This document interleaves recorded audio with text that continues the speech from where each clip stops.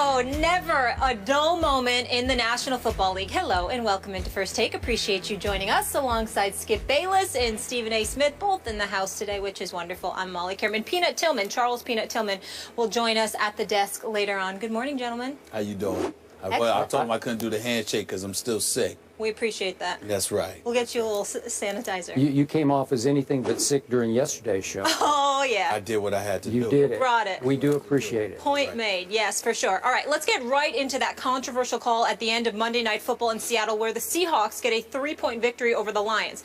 This is how the illegal bat rule works.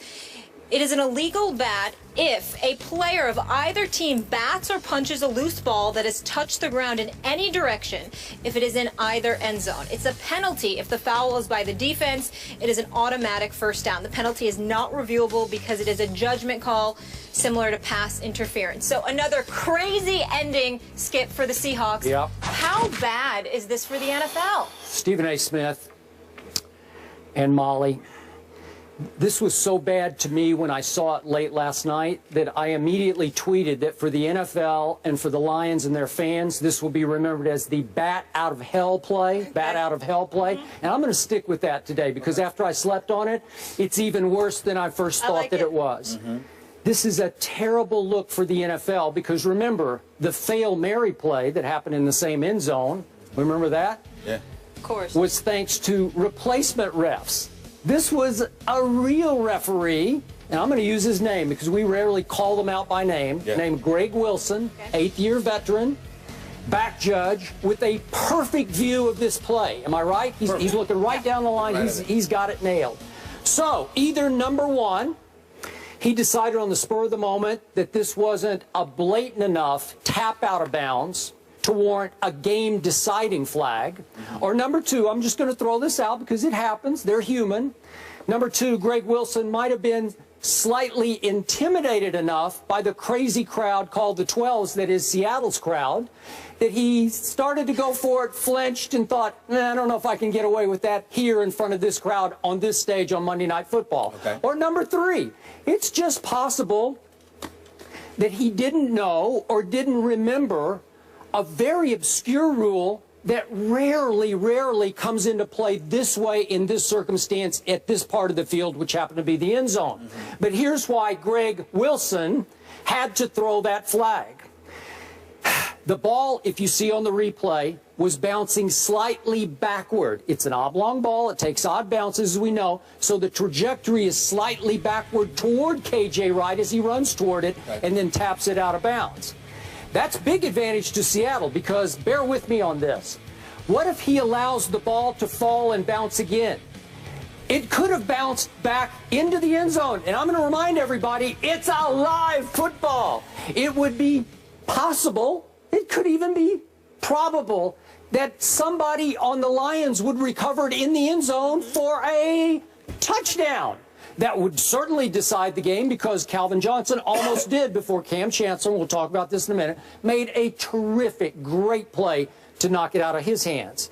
So the point here is the rule is in place to prevent exactly what KJ Wright got away with doing. He doesn't have to slug it out of bounds. He just tapped it out of bounds. That saved him from having to actually jump on the ball and recover it like a hand grenade in the end zone, right, to fall on top of it before a bunch of Lions fell on top of it. Now, the two people I do blame the Detroit coaching staff, not just Jim Caldwell, but all of the ones up in the press box. They should have raised holy heck immediately. They should have all thrown fits. You got to throw that flag at least to remind the head ref, Tony Correnti, and the other ones to look around and say, wait a second, maybe they should have, even though you can't review it because it's a judgment call, maybe they should at least get together at that point, but it would have to be sparked by the Detroit coaches to have a conference to say, did we get that right? Should we have looked at this a little differently? But in the end, I blame this referee for blowing this game that could have sent Seattle all the way down to 1-3 and sent them on their way to Cincinnati next Sunday. 4-0 Cincinnati at 1-3. I think this referee, whether he didn't mean to, obviously, it wasn't intentional, he saved Seattle's season. Let me say this to you, Skip Bayless.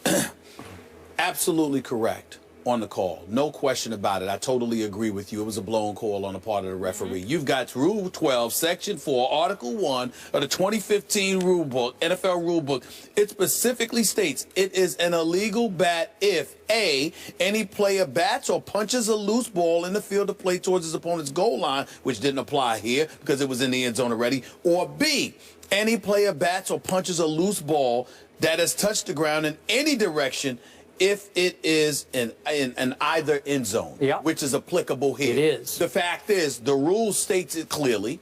It was in clear violation by K.J. Wright. It should have been called. The Detroit Lions should have had the ball on their half-yard line in position to win the game. No question about it. But I put an equal amount of onus because I do understand that human error is a part of the game. All right. But when you have Jim Caldwell and his entire coaching staff failing to raise holy hell and forcing the officials to literally mingle with one another, just get together and say, okay, let's look at this. Let's make sure of this here and discuss it. Even if it's obviously at the discretion of the official and it's not deemed quote unquote reviewable, the fact is you could get together, you could huddle together and make the correction because somebody can remind you of the rule that's in place. You're the back judge, you're supposed to know it, but somebody next to you or somebody in the vicinity may have known it and may have said, look, this is the rule, boom. But if you have no insistence on the part of the visiting team,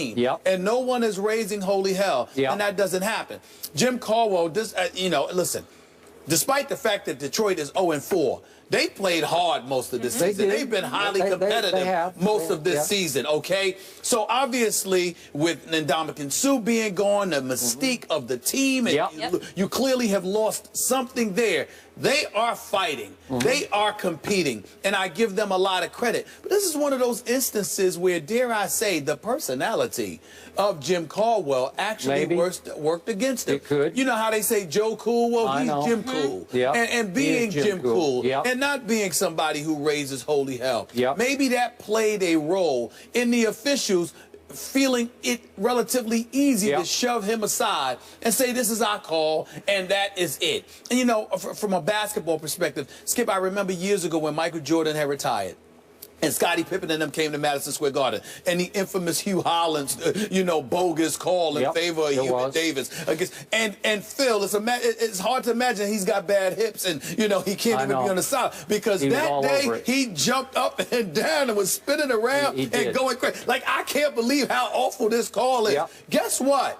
To this very day, Skip, I am of the belief, as awful as that call was, if Phil Jackson didn't jump around hooting and hollering over how bogus that call was, I don't think we would remember it nearly as much as we do to this very day.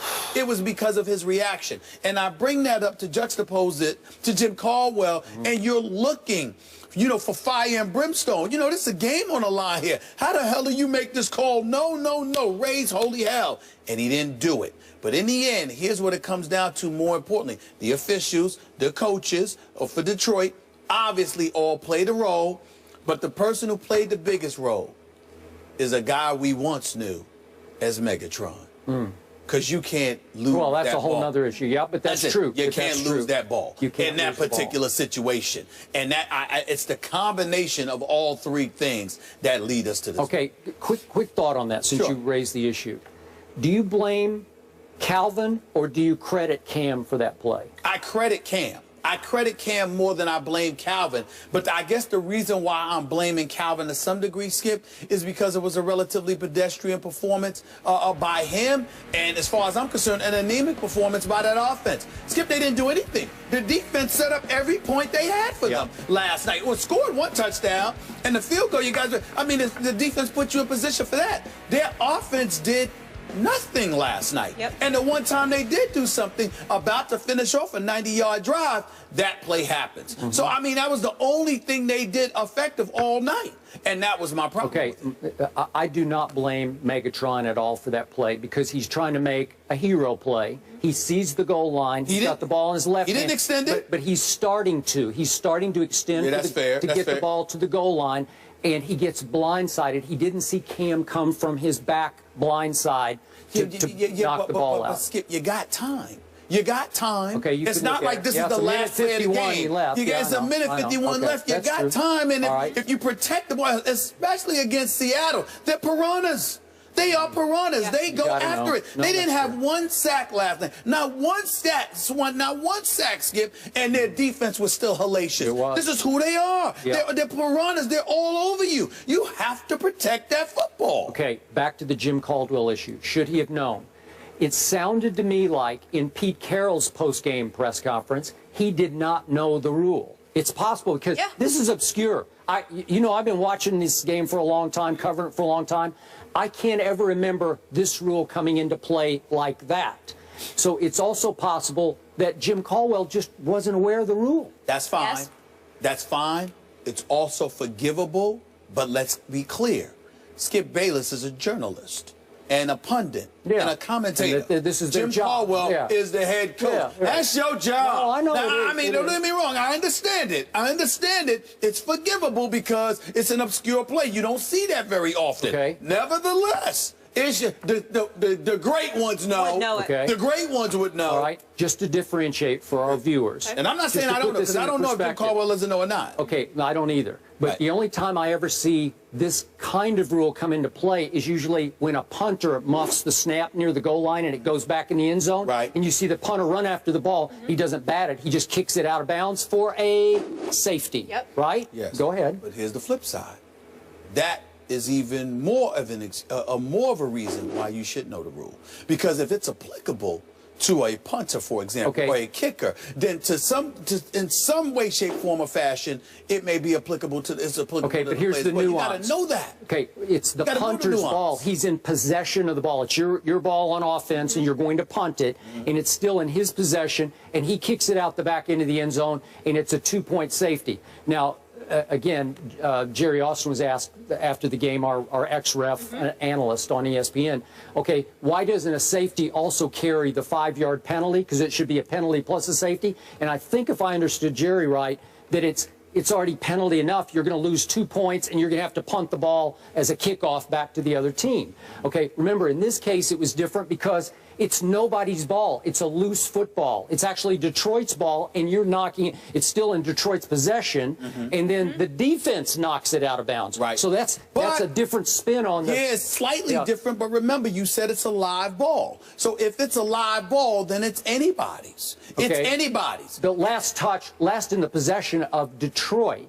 So the defense doesn't want anybody to recover it, so you just knock it out of bounds so that you end the play with a touchback, which would go out to the 20-yard line, which it did, as opposed to having to fall on the ball and control the ball in the end zone, which the rule forces you to do. You can't just knock it or kick it or whatever you want to do to get it out of bounds. You have to possess the ball in the end zone for you to take it back out to the 20. And this is too easy. And I know he didn't, like, punch the ball out of bounds. He just patty-caked the ball out of bounds, and maybe that fooled the referee, like, boy, that wasn't too blatant or egregious. It was blatant. Okay, but it is blatant. It is. You saved yourself having to recover the football. Yeah. Okay. Bottom line, it was a bad call, and Seattle got lucky. It was a bad lucky. Seattle got lucky, but Cam Chancellor, that wasn't a lucky play. No, we're going to get into that right now. So the